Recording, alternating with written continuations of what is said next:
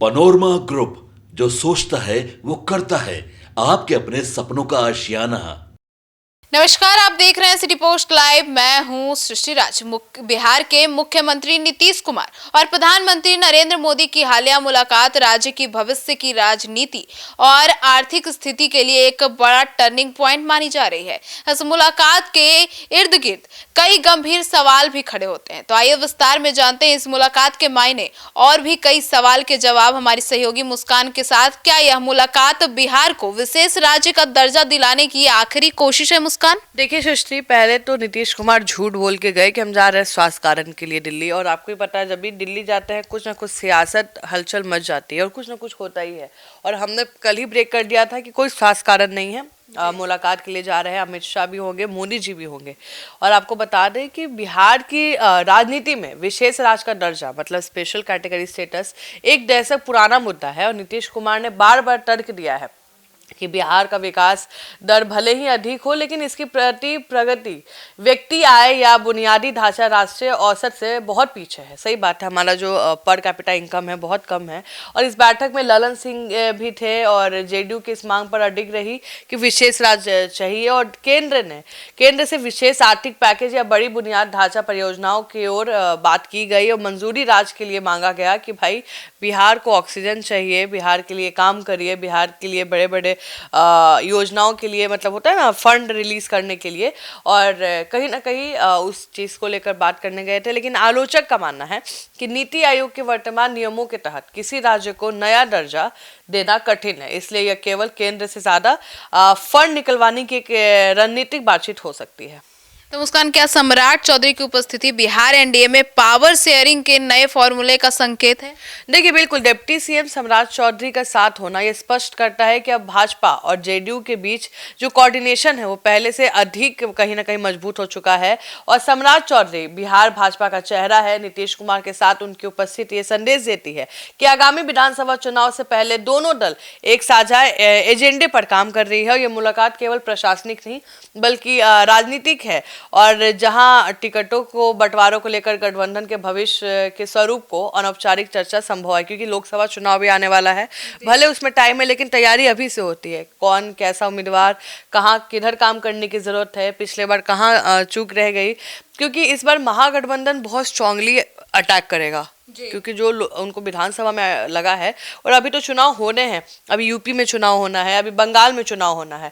तो उसके बाद मुझे लगता है कि बहुत गुस्से में होगा महागठबंधन, और जो अटैक होगा वो कहीं ना कहीं सत्ता को हिलाने की कोशिश कर सकता है इस बार। तो कहीं इसलिए उसकी रणनीति को भी देखते हुए काम किया जाएगा।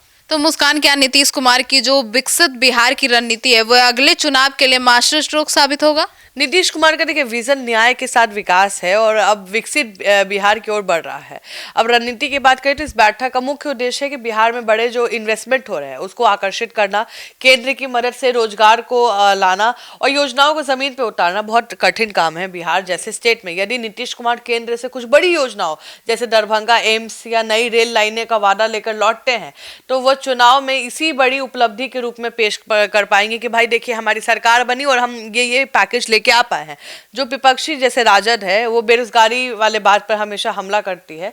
तो कहीं ना कहीं जो अगर हमारे पास लाइनें आएंगी या बड़ी योजनाएं आएंगी तो उसमें कहीं ना कहीं आपको रोजगार तो मिलेगा ही मिलेगा, क्योंकि नीतीश कुमार भी वादा कर चुके हैं 1 करोड़ नौकरी का। तो उस पर भी नजर टिकी हुई है कि कैसे नौकरी देंगे। तो बस नीतीश कुमार भी लगे हुए हैं और विपक्ष भी नजर टिकाए हुए हैं। तो क्या मुस्कान, सम्राट चौधरी और जो ललन सिंह है उन दोनों के बीच का जो तालमेल है बिहार की नौकरशाही और प्रशासन में गति देगा? देखिए बिहार में अक्सर ये शिकायत रहती है कि केंद्र और राज्य की फाइलें के बीच तालमेल की कमी से जो प्रोजेक्ट है वो अटक जाते हैं। ललन सिंह केंद्र में मंत्री हैं और सम्राट चौधरी राज्य में कमान संभाल रहे हैं। प्रधानमंत्री के साथ इन दोनों की मौजूदगी का मतलब है कि अब डबल इंजन की सरकार के बीच कोई कम्युनिकेशन गैप नहीं रहेगा। ये बैठक राज्य में लंबित सड़क हो या रेल हो या बिजली परियोजनाओं को ग्रीन सिग्नल दिलाने के लिए एक प्रेशर ग्रुप की तरह काम कर रही है।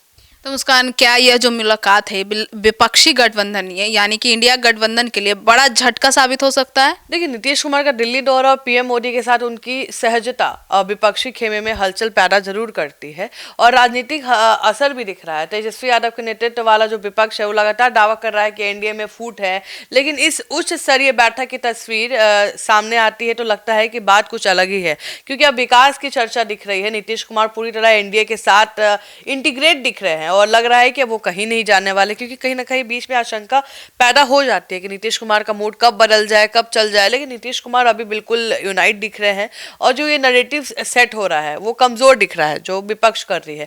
तो एनडीए के वोट बैंक, खासकर जो अति पिछड़ा और लव कुश समीकरण है, उसको एकजुट करने का संदेश देता है। और मुझे लगता है नीतीश कुमार, देखिए, स्पेशल पैकेज बिहार को मिलना अभी पॉसिबल नहीं है। पिछले बार भी मुद्दा उठा था और कई पैरामीटर्स है जिसपे बिहार नहीं खड़ा हो पा रहा है उस पैरामीटर्स पे, लेकिन बिहार को बढ़िया पैकेजेस मिल सकते हैं। तो कहीं ना कहीं जो आलोचक है उनका कहना है कि स्पेशल स्टेटस के नाम पे बड़ा पैकेज लेना चाहते हैं और हम भी चाहेंगे भाई बिहार को डेवलप हो, क्योंकि बिहार कितना भी डेवलप हो, लोग अति माफ करिएगा, बिहार को लोग पिछड़ा ही कहते हैं कि बैकवर्ड है, डेवलप नहीं है। लेकिन बिहार में बहुत डेवलपमेंट हुआ है और हम चाहते हैं कि अब इंडस्ट्रीज आए, इंफ्रास्ट्रक्चर आए और क्यों ना क्यों जो बिहार के लोग हैं जो पूरे देश में घूम रहे हैं और लेबरी कर रहे हैं, वो अब खुद इधर आके अपने परिवार के साथ रहें और वही वेतन, वही सम्मान के साथ बिहार में काम करें। तो इंडस्ट्रीज जल्दी से जल्दी लगाया जाए और हम इंतज़ार करेंगे कि वो रोज़गार कब 1 करोड़ कंप्लीट होता है। तो सुना आपने हमारे इस डिबेट को, तो इस पूरे मामले पर आपकी क्या राय है और नीतीश कुमार की मोदी और शाह से जो मुलाकात हुई है उसको लेकर आप क्या सोचते हैं? कमेंट सेक्शन में जरूर बताइए। धन्यवाद।